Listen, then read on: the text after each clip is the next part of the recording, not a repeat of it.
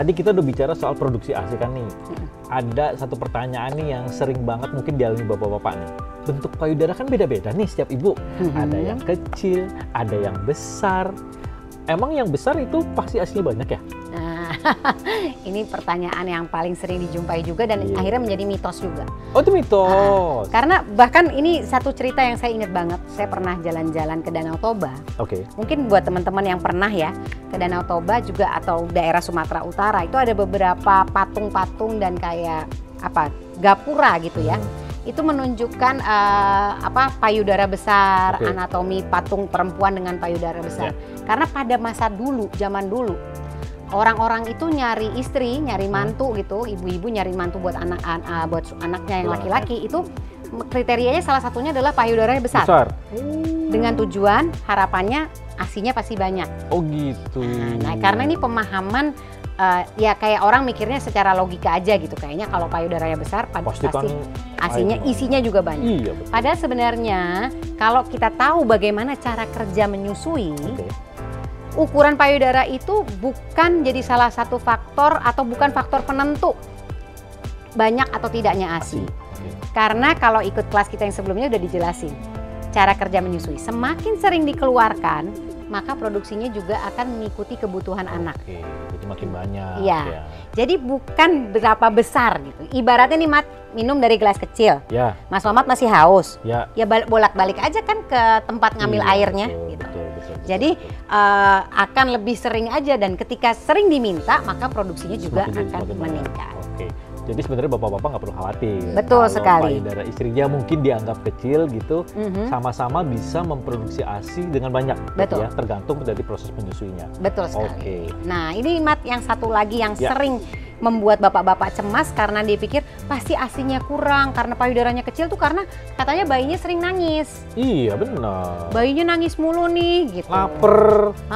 Kan kita kadang kan bayi belum bisa ngomong ya soalnya ya. Betul. Jadi bawaannya nangis gitu. Padahal nangis itu bisa jadi mengatakan sesuatu. Anak kan belum bisa ngomong. Iya. Gak bisa bilang ma aku bosen, ma aku dingin gitu. Aku mau rendang gitu. Rendang gitu loh, lapar. Ya?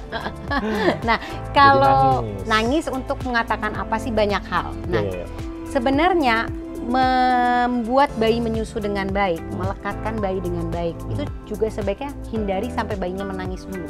Jadi sebelum dia nangis, kita udah susuin gitu. Oh, udah siap-siap.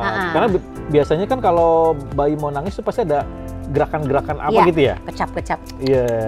Nah itu segera posisikan gitu. Bapak-bapak langsung ambil, mama kayaknya. Ini kayaknya mau nyusu nih, mau nenek nih gitu.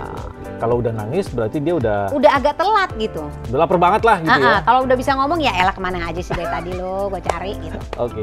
Dan tadi yang Nia bilang kan nangis ada bisa dia kedinginan, ada jadi perlu dicek semuanya ya, tidak perlu ganti popok gitu ya, itu nggak nyaman. Iya, berarti nggak melulu artinya lapar nih. Betul. Nah kalau ngomongin lapar nih, ibu-ibu ini banyak banget yang komplain nih soal kenapa sih kalau pagi sayurnya daun katuk, siang daun katuk, malam daun katuk. Nyemilnya juga daun katuk. Nyemilnya juga daun katuk, daun katuk keripik gitu ya.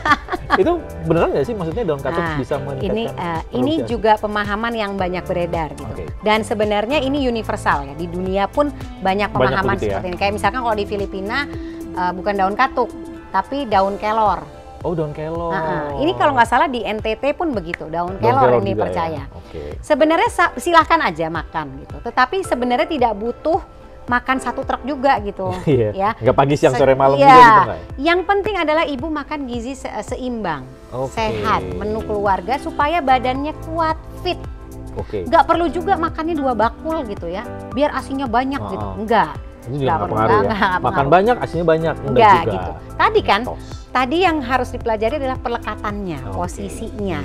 Kalau bayi mengeluarkan ASI dengan baik, maka produksinya juga akan baik. Jadi bahkan nih kalau studinya nih, dari ibu yang kurang gizi sekalipun, ASINya bisa tetap mencukupi anaknya. Bagus. Tapi badan ibunya yang tekor. Karena dia nggak makan. Karena dia kurang gizi. Jadi bisa jadi ibunya yang kesakitan. Tapi kita kan nggak mau gitu ya. Kita pengennya ibunya tetap fit, sehat, sambil merawat keluarga, menyusui anaknya. Secukupnya aja diganti-ganti variasi sayurnya, itu jauh lebih baik. Dan memastikan komposisi makanannya gizi seimbang. Gizi seimbang. Jadi berganti-ganti daun katuk, nanti siang daun bayam, kemudian daun kangkung, dan lain sebagainya.